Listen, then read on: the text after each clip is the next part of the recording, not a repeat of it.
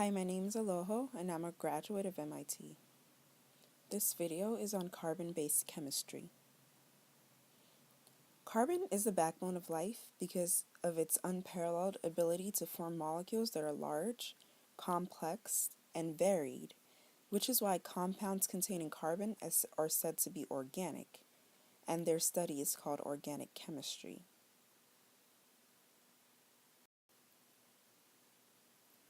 Carbon can form diverse molecules by bonding covalently to 4 other atoms, since it has 1, 2, 3, 4 valence electrons.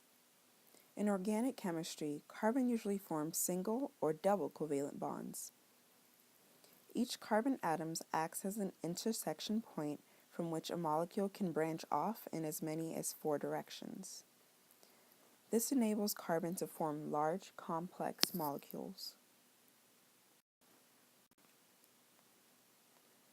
Urea, for example, which is pictured here, is an organic compound found in urine. Each atom has the required number of covalent bonds: 4 for carbon, 1, 2 double bonded to oxygen, 1 to nitrogen, and another to another nitrogen, making it 4. And in this case, one carbon atom has both single and double bonds, as I just explained, demonstrating the fact that carbon can have both single and double bonds, covalent bonds. Carbon chains form the skeleton of most organic molecules. The skeletons may vary in length and may be straight chain, branch chain, or closed ring chain.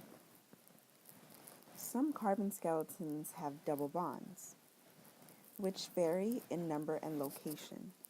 These and other variations in carbon skeleton is one important source of the molecular complexity and diversity that characterizes living matter. Organic molecules consisting of only carbon and hydrogen, like the ones shown in the last image, are intuitively called hydrocarbons. Atoms of hydrogen are attached to the carbon skeleton wherever electrons are available for covalent bonding.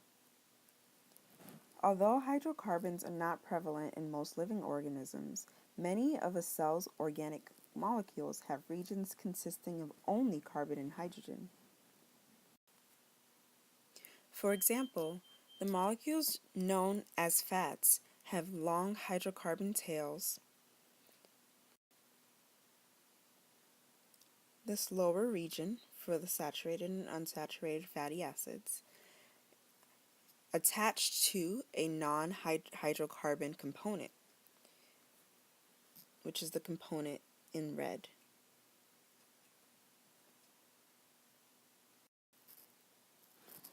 Variation in the architecture of organic molecules can be seen in isomers, compounds that have the same number of atoms of the same elements, but different structures and hence different properties.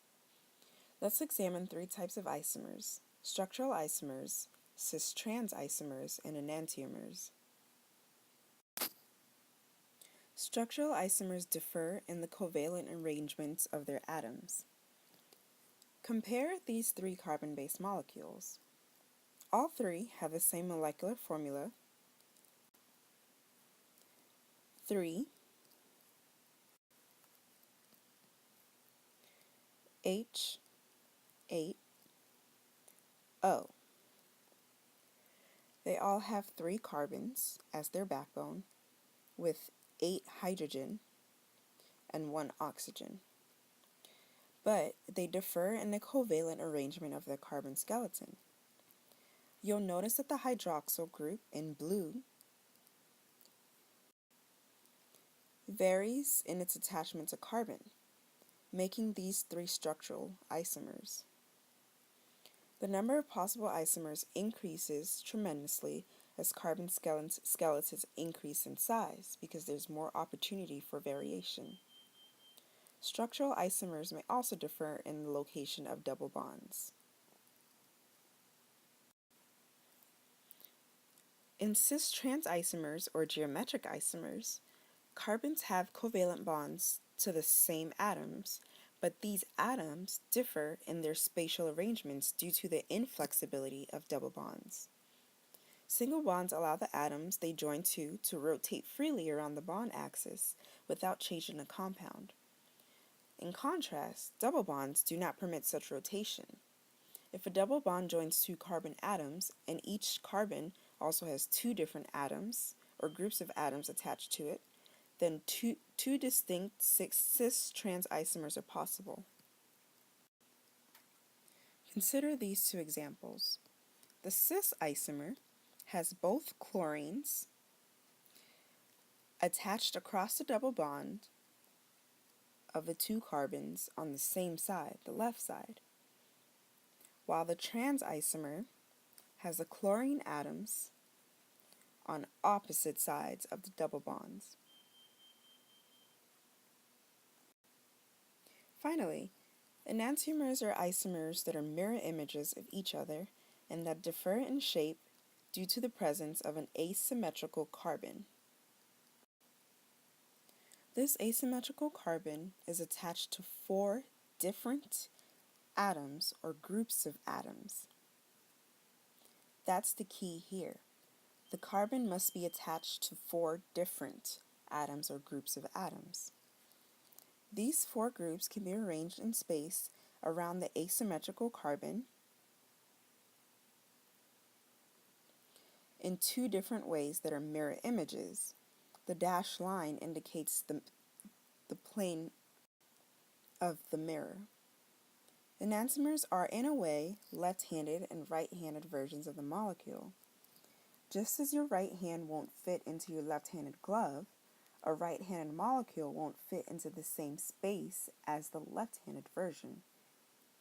Usually, only one isomer is biologically active because only that form can bind to specific molecules in an organism.